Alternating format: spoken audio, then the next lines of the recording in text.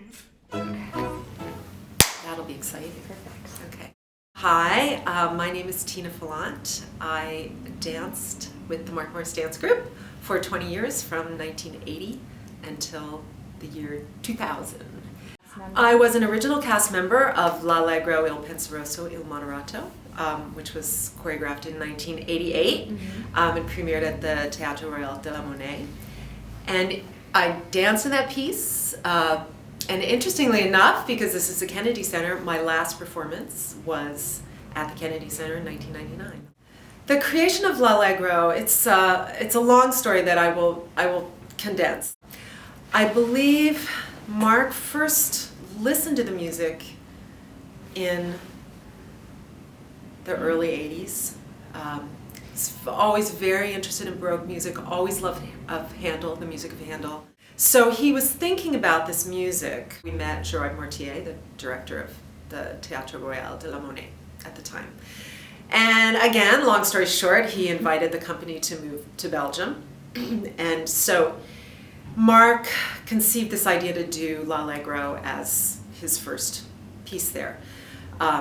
We were all set to move in September of 1988. But up until that time, we were traveling around in the country and touring and doing our work and freaking out and having auditions. And we had auditions in New York that, I don't know, 500 people must have come to pick extra company members. And while we were at Brockport, Mark started working on L'Allegro. He worked on 3 sections, Haste the Nymph, Haste the Nymph, and Come and Trip It As You Go. Come and trip it as you go.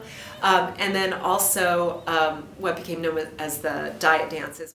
So we got to Brussels,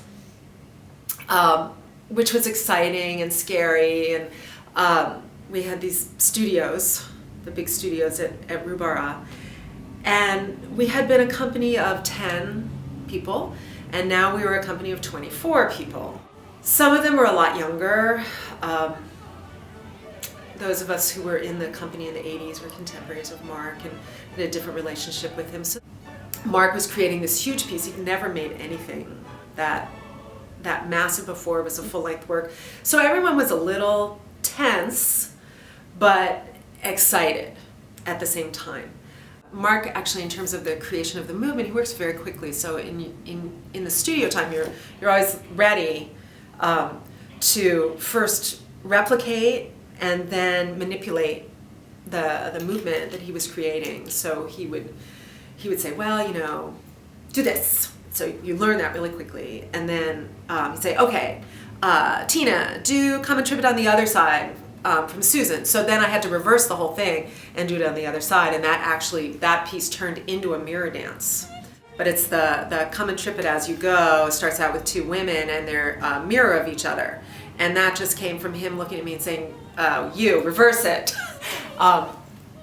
So the time in the studio was very much active, and a lot of the talking came at different points. And we worked long hours. Mark taught class, we were all getting to know each other. We would go out all together in very large groups after rehearsal and eat and drink, and well, the food in Brussels is incredible. And then in the course of that, I don't think during the process of this very difficult creation period that anyone knew what we were going to end up with. The first time we all put on our chiffon dresses is like, oh, I feel beautiful in this dress, because Mark had always been not attracted so much by traditional beauty, like the idea of women in pretty dresses, pretty flowing chiffon dresses. We were downtown hippie renegades shopping at thrift stores for our costumes. So to have like this beautiful silk chiffon and the colors, I mean, that felt very different. We had danced in opera houses, but it really did feel special. And we played Joni Mitchell and just cry.